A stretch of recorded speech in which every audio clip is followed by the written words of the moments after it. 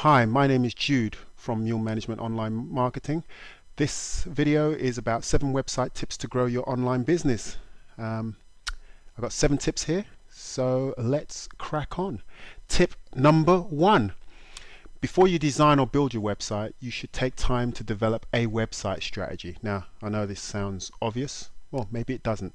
But the things that you really need to consider is basically, what problem do you solve? Understanding that will help you kind of decide what kind of copy and also who is your ideal customer, who is your target. Start narrow.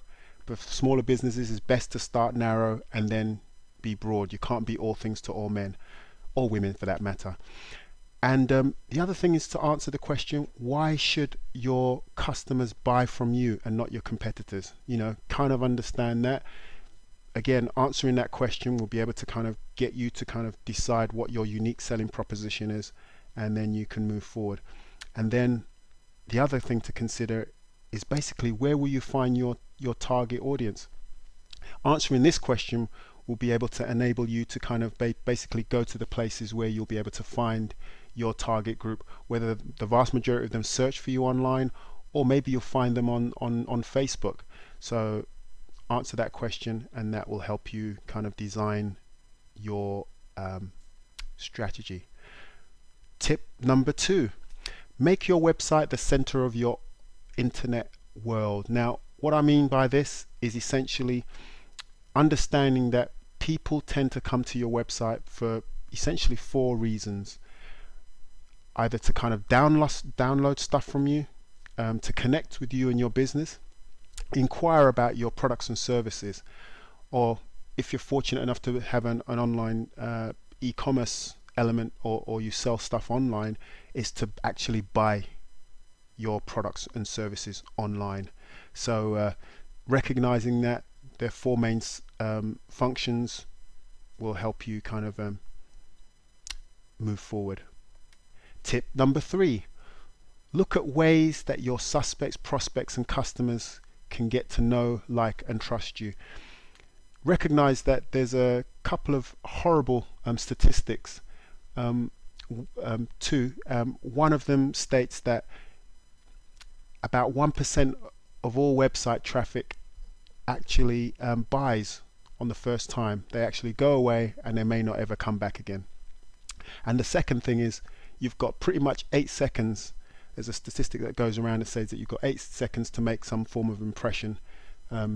So with those 2 things in mind, the one thing that you may want to consider, or you should consider, is actually have a method or a means for people to actually opt into your email list.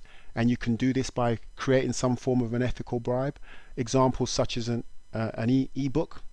Get them to subscribe to your email list with that ethical bribe, or even get them to like you on Facebook, something like that, so that you can kind of keep that connection, and you have a method of communicating with your prospects or your customers. Tip number 4. Now, this may sound obvious, but do your keyword research. Now, tools such as Google Keywords tool, just go onto Google and Google's free keyword tool, and it should come up. Another great tool to use, it's a paid one, Market Samurai. We use that in our business. Great for finding the keywords that your target audience will be looking for. And the one thing to consider also is that within your business you may have words that you use to describe your product and services, but maybe to bear in mind that your customers may not use those same terms. So the best way to find out is ask your existing clients. Okay. Tip number 5, keep your content fresh and updated. Now, the easiest way to do that is basically have a blog. The amount of people that I come across, customers and prospects that don't have it. I was going to get around to doing it, but they don't. Nothing's more disappointing than people to kind of come into your site and seeing that stuff is outdated. Give them your best stuff. Get into the habit of creating great content, and besides, Google will reward you for it. Tip number 6, ensure each page of your website has a purpose. Now, what I mean by that is when you've created either a blog post or a sales page, there's one specific purpose. It has a call to action. Maybe you've created a blog post. For example, you may be a plumber. You've created a great piece about the 7 things that you should consider because winter's drawing in. You've given out this great content.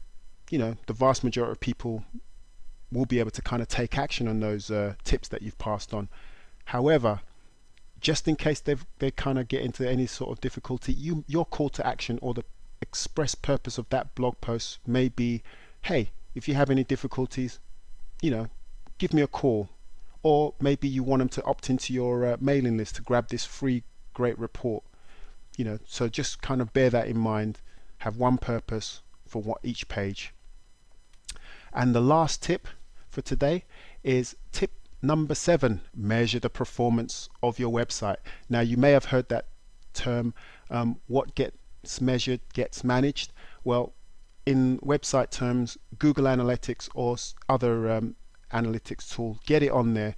It's very important for you to understand how your website is performing, and more importantly, where people are coming from. You can get great statistics such as the keywords that you may not even know that people are finding you from finding your website, and also the sources where your traffic is actually coming from. Are they coming from Google? Are they coming from Bing? Are they coming from Facebook or Twitter? You know, all those great stuff. So by having that, that helps you out. Well, that's it.